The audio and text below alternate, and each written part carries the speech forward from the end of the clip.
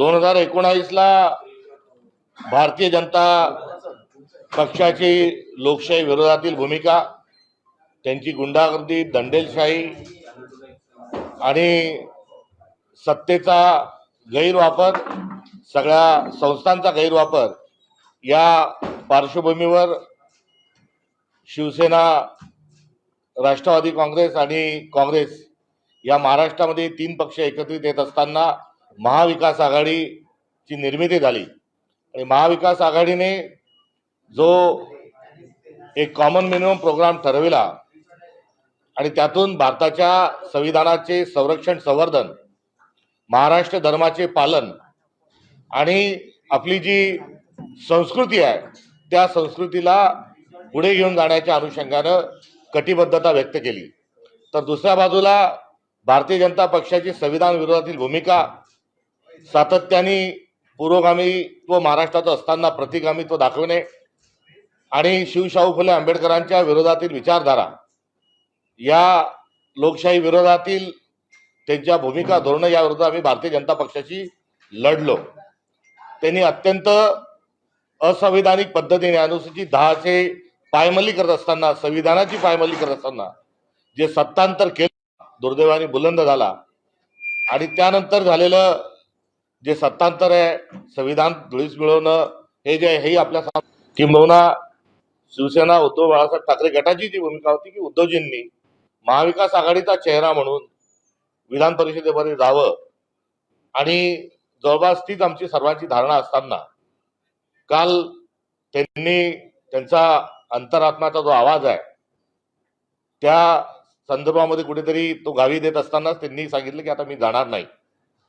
जशा पद्धतीने सोनियाजींनी पंतप्रधान न होण्याचा निर्णय घेतला होता त्यावेळेस त्यांनी स्वतःचं जे मत आहे त्या मतावर त्यांनी ठाम राहिले होते। अगदी तशाच स्वरूपामध्ये कुठेतरी उद्धवजींनी पण त्यांची जी व्यक्तिगत भूमिका आहे, कारण त्यांच्या पक्षात, आमच्या पक्षात, आमच्या मित्र पक्षात सगळेजण म्हणत असताना कुठेतरी थांबणं ही मोठी गोष्ट आहे आणि त्यातून त्यांनी स्वतः मागे राहत असताना त्यांच्या पक्षातील दानवेजी जे आहेत माजी विरोधी पक्षनेते यांना उमेदवारी दिली। ही देत असताना एक प्रक्रिया होणं आवश्यक होतं असं कुठेतरी आमचं एक मत आहे। अर्थात हे काही भांडण नव्हता, वाद नव्हता, एक महाविकास आघाडीतली एक सक्षम स्वरूपाची एक चर्चा या अनुषंगानं जे आज आम्ही बोललो त्याच्या आधी बोललो असतो किंवा त्याच्या राज्यसभेच्या आज बोललो असतो अधिक बरं झालं असतं, मात्र हरकत नाही। यात कुठल्याही प्रकारे कोणाचा अनादर आणि कुठल्याही प्रकारची भावना नाही। तेव्हा शिवसेनेने, उद्धव बाळासाहेब ठाकरे गटांनी आणि उद्धवजींनी घेतलेला जो व्यक्तिशा निर्णय आहे त्या निर्णय हा महाविकास आघाडीचा निर्णय म्हणून या ठिकाणी काँग्रेस पक्ष आम्ही त्याचं समर्थन करतो आणि ते समर्थन करत असतानाच आगामी काळामध्ये देखील महाविकास आघाडी म्हणून आम्ही भारतीय जनता पक्षाच्या विरोधात आम्ही उभे ठाकणार आहोत।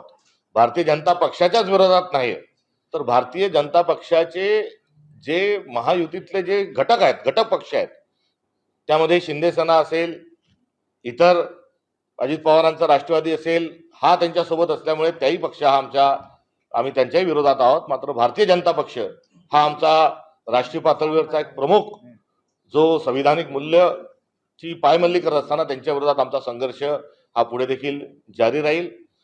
आमच्या तिन्ही पक्षांमधली जी घडी जी आहे ही स्थानिक स्वराज्य संस्थांच्या पार्श्वभूमीवर कुठेतरी त्यामध्ये काय आहे काय नाही अशा प्रकारची जी चर्चा आहे त्या चर्चा कुठेतरी निरर्थक आहे।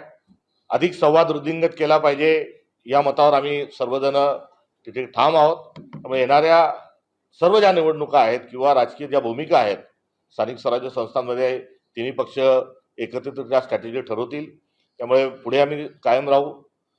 पुढच्या येणाऱ्या ज्या विधान परिषदेच्या आणि राज्यसभेच्या ज्या काही जागा राहतील त्या जागांमध्ये देखील आमची आघाडी राहील। आज दीर्घ प्रकारची चर्चा आमची ही उद्धव बाळासाहेब ठाकरे शिवसेना गटाची आमच्या त्याच्यासोबत झाली। सविस्तर स्वरूपामध्ये आम्ही बोललो। या निवडणुका लागल्या तेव्हा सर्वप्रथम काँग्रेस पक्षाचा प्रदेशाध्यक्ष नात्यानं मी सुप्रियाताईंना फोन लावला आणि तेव्हा महिला आरक्षणाचं विधेयक चालू असताना त्या देखील सभागृहात थोडा वेळ त्यांना मिळाला तेव्हा बाहेरून त्यांनी चर्चा केली आणि मी त्यांना समन्वयाच्या अनुषंगाने त्यांना गळ घातली होती की कुठेतरी आपण समन्वयाची भूमिका ही घ्यावी आणि या सर्व निर्णयामध्ये आपण शेवटच्या दिवशीच्या आधी हे सर्व निर्णय होतील या अनुषंगानं त्यांच्याकडूनही मी अपेक्षा व्यक्त केली. आता पुढच्या ज्या सर्व निर्णय आहेत त्या निर्णयामध्ये राष्ट्रवादी गटाला एक जागा राज्यसभेच्या अनुषंगाने गेली. विधान परिषदेमध्ये आज महाविकास आघाडीचे उमेदवार जात आहेत. पुढच्या ज्या 2028च्या आणि 29च्या पूर्वीचे जे काही निर्णय आहेत त्या निर्णयामध्ये काँग्रेस पक्ष प्राधान्याने प्रतिनिधित्व करेल अशी देखील आज आमच्या तिन्ही मित्र पक्षांच्या सोबत चर्चा झाली आणि येणाऱ्या काळात आम्ही सोबत राहू आणि या निवडणुकीमध्ये काँग्रेस पक्षाचा जो पाठिंबा आहे हा माजी विरोधी पक्ष नेते अंबादासजी दानवे यांना उमेदवार म्हणून राहील. काँग्रेस प्रतिनिधित्व करणार म्हणजे नेमका शब्द काही दिलाय का राष्ट्रवादीने आणि शिवसेनेला? कारण तुम्ही ज्यावेळेला राज्यसभेने माघार घेतली आणि आता विधान परिषद शिवसेनेला गेलेली आहे. नाही, राज्यसभेच्या वेळेस राष्ट्रीय पातळीवर हा झालेला निर्णय होता. सोनियाजी, राहुलजी आणि खरगे साहेब या संदर्भात त्यांच्याशी झालेल्या संभाषणाच्या आणि चर्चेच्या अनुषंगानं जरूर आम्हाला त्या ठिकाणी आम्ही आग्रही होतो की काँग्रेसला ती द्यावी. मात्र राष्ट्रीय पातळीवर झालेल्या चर्चेच्या अनुषंगानं त्यावेळेस आम्ही कुठल्याही प्रकारच्या चर्चा न करता आम्ही थांबलो होतो. तुर्तास आज जो आहे त्या एकत्रित आम्ही लढू. काँग्रेस जो आहे याला प्रतिनिधित्व या राज्यसभेत आणि या विधान परिषदेत मिळालं नाही. प्राधान्याने काँग्रेसच्या येणाऱ्या काळामध्ये प्रतिनिधित्व त्या ठिकाणी राहील. यामध्ये कुठेही माघार वगैरेचा प्रश्न नाहीये. सामंजस्याची भूमिका तिन्ही पक्षांच्या नेत्यांनी व्यवस्थितरित्या घेतलेली आहे. त्यामुळे महाआघाडीमध्ये कुठेतरी काहीतरी बिनसलंय, काहीतरी हे होतंय, जे चर्चा होत होत्या त्याला पूर्ण विराम मिळाला. एक मिनिट याला कारणीभूत मी आहे. याचं कारण एबीपी माझाचं 6 लाख कार्यक्रम होता आणि मुंबईच्या इन्फ्रास्ट्रक्चर मध्ये यायला मला 2.25 तास लागले. त्याच्यामुळे उशीर झाला कारण का मी तिकडे गेले होते. तिन्ही पक्ष हॅलो राष्ट्रवादी काँग्रेस पक्ष पाहिजे ना आणि मी सकाळी तिकडे गेले होते.